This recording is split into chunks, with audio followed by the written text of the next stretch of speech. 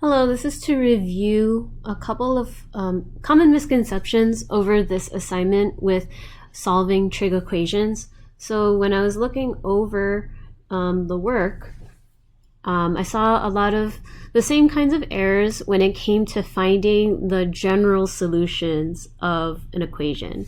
So when it's talking about a general solution, let's first just address this type of question.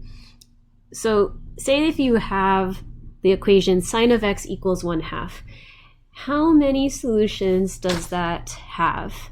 The thing about that is the number of solutions that sine of x has is it has infinitely many.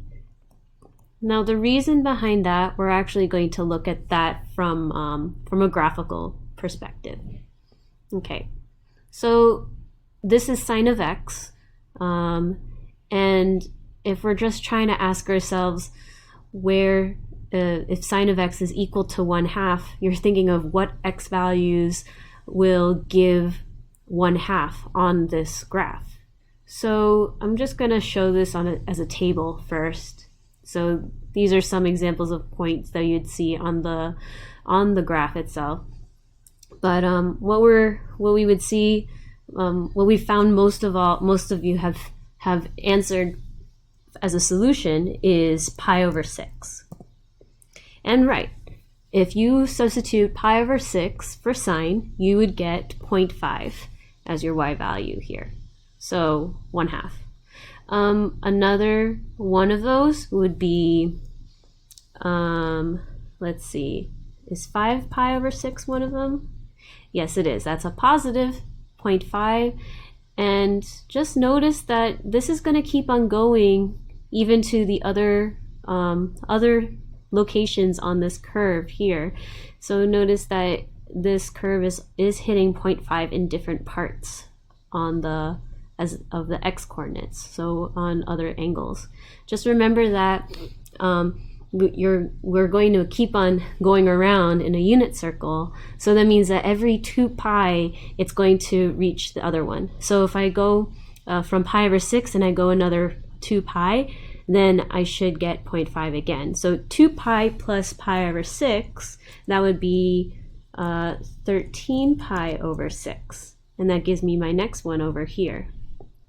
Say if I wanted to go backwards, I'm going to go from pi over 6 and taking away 2 pi to get to this one here.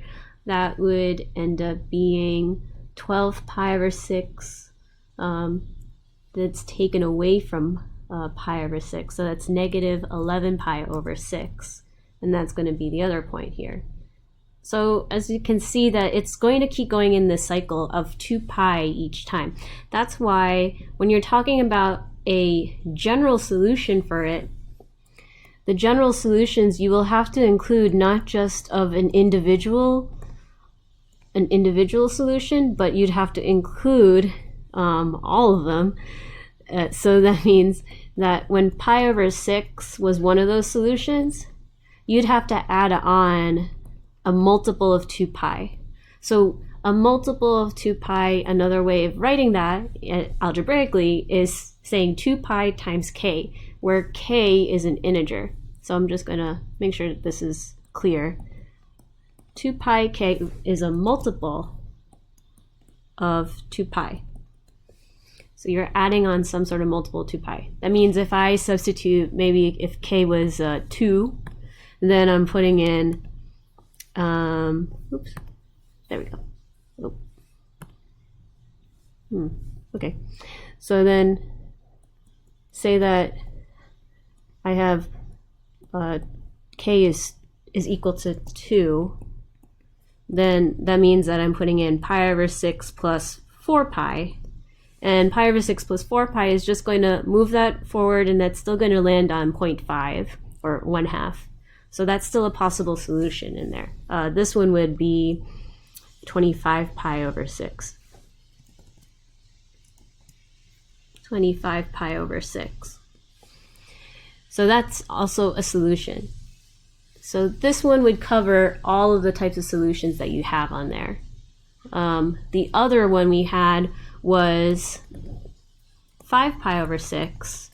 That would be another one of them, and then we have to add a multiple of 2 pi to cover all of the solutions there.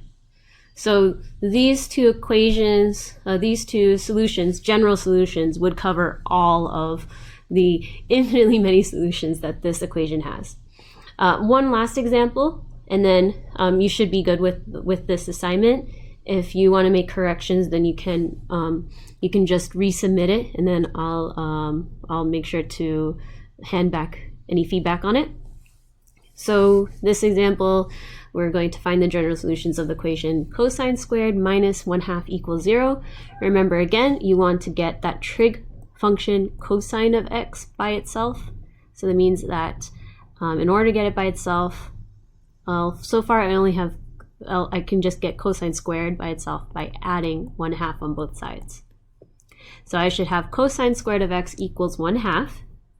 Cosine of x, how can I get that just by itself?